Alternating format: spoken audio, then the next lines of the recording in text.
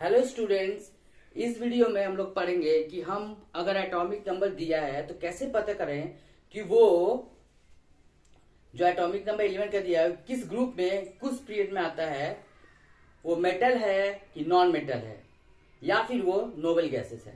तो शुरू करते हैं। सपोज हम लेते हैं एल्यूमिनियम जिसका एटॉमिक नंबर है 13। तो पहले हम इसका इलेक्ट्रॉनिक कॉन्फ़िगरेशन करेंगे।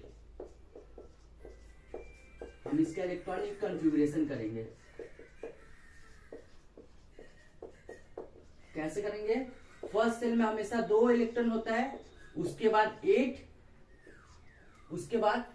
हो सकता है, पर यहां तो 13 है तो 2 8 10 और यहां पे होगा 3।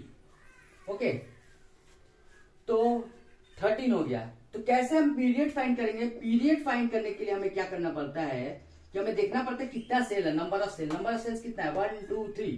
तो इसका पीरियड हो जाएगा 3 और लास्ट में जो नंबर है उसके संग अगर हम 10 ऐड करते हैं तो वो बन जाएगा ग्रुप। जैसे group 3 + 10 which will be equals to 13। तो ये हो गया इसका ग्रुप और पीरियड। और इसके लास्ट ऑर्बिट में कितना सेल्स है? 3। और कोई भी एटम चाहता है क्या कि उसका लास्ट में या तो 8 इलेक्ट्रॉन्स हो या तो 2 इलेक्ट्रॉन्स हो। तो यहां तो 2 पॉसिबल है नहीं, तो ये 8 करना चाहेगा या फिर लास्ट ऑर्बिट में या तो 8 करना चाहेगा। कैसे? या तो लेकर या तो देकर। तो 3 तो है तो 5 लेना पॉसिबल नहीं है, तो ये 3 दे देगा। तो 3 दे देगा, इसीलिए इसका वैलेंसी कभी भी कोई एलिमेंट अगर इलेक्ट्रॉन देता है तो उसका वैलेंसी क्या होता है? +3।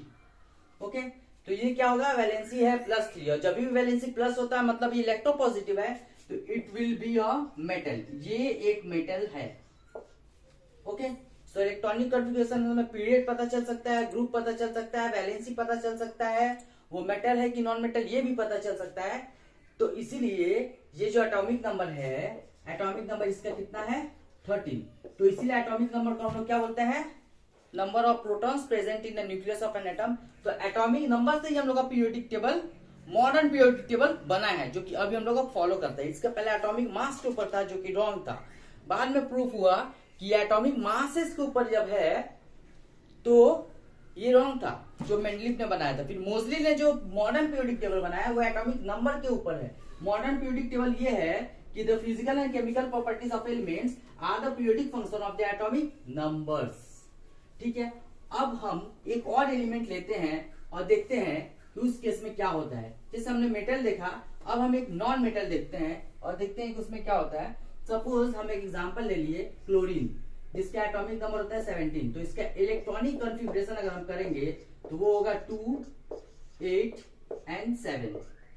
तो अब देखते हैं इसमें पीरियड कितना होगा। तो नंबर ऑफ सेल्स कितना है इसमें? नंबर ऑफ सेल्स है 1 2 3, तो इसका पीरियड 3। और ग्रुप कितना होगा इसका? तो जो भी लास्ट में उसमें +10 कर देंगे 7। अगर लास्ट में 1 या 2 है तब ग्रुप 1 2 ही रहेगा। 1 या 2 है तो ग्रुप 1 या 2 ही रहेगा। पर जैसे ये 3 होता है 2 से ज्यादा, तो उसमें हमें +10 करना पड़ता है। अब ग्रुप 7 है तो ये क्या करना चाहेगा? लास्ट में 8 इलेक्ट्रॉन्स करना चाहेगा, या तो लेके इलेक्ट्रॉन या तो देके। तो अगर ये 7 दे तो बहुत ज्यादा एनर्जी लगेगा। और 7 देना अच्छा है कि एक लेना अच्छा है? एक लेना ही अच्छा है ना।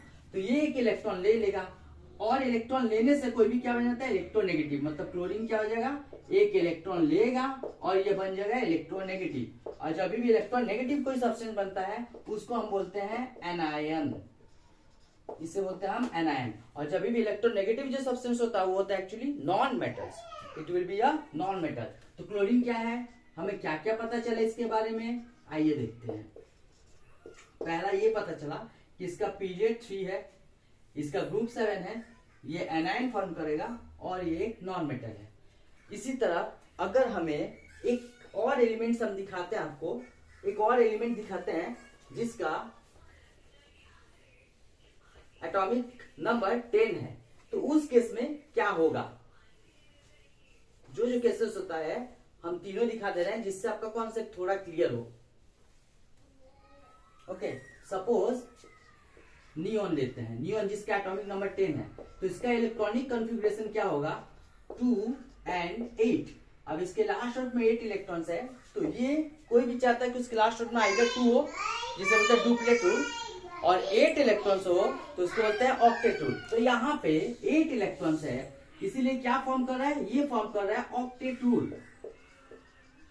ओके, सो ऑलरेडी 8 है, तो जब 8 है ही तो इसको तो कुछ चाहिए नहीं, इसलिए इसका वैलेंसी क्या होता है, 0। वैलेंसी क्या होगी इसका, 0 वैलेंसी 0 है, इसलिए ये रिएक्ट नहीं करता है। एटम तभी रिएक्ट करेगा जब उसका आइदर 8 नहीं हो, आइदर उसका 2 हो या 8 हो तो वो रिएक्ट नहीं करेगा। 2 या 8 के अलावा कुछ भी आउटोमोस सेल में होगा तो वो रिएक्ट करेगा। और आउटोमोस सेल का इलेक्ट्रॉन ही होता है जो कि इलेक्ट्रॉनिक कॉन्फ़िगरेशन में टेक्स पार्ट, मतलब कि इलेक्ट्रॉनिक कॉन्फ़िगरेशन में वो पार्ट लेता है, मतलब रिएक्शन में पार्ट लेता है। इलेक्ट्रॉनिक कॉन्फ़िगरेशन का लास्ट ऑर्बिट का electron takes part in the chemical reaction. Okay, तो इस केस में वैलेंसी 0। अब आप अपने आप से मैग्नीशियम का करके ये सारा चीज बताइए कि इसका पीरियड क्या है, ग्रुप क्या है, ये मेटल है कि नॉन मेटल है, whether it is a metal और नॉन मेटल, ताकि आपका प्रैक्टिस हो पाए, क्योंकि एग्जाम सब स्कूल में सामने ही है और ऑफलाइन ही ज्यादा होने का चांस है। तो ये था आज का वीडियो। अगर कोई प्रॉब्लम हो तो आप पूछिए, हम और एक वीडियो बनाएंगे। ये वीडियो हम बनाते रहेंगे रोज जब तक एग्जाम है। Thanks for watching this video.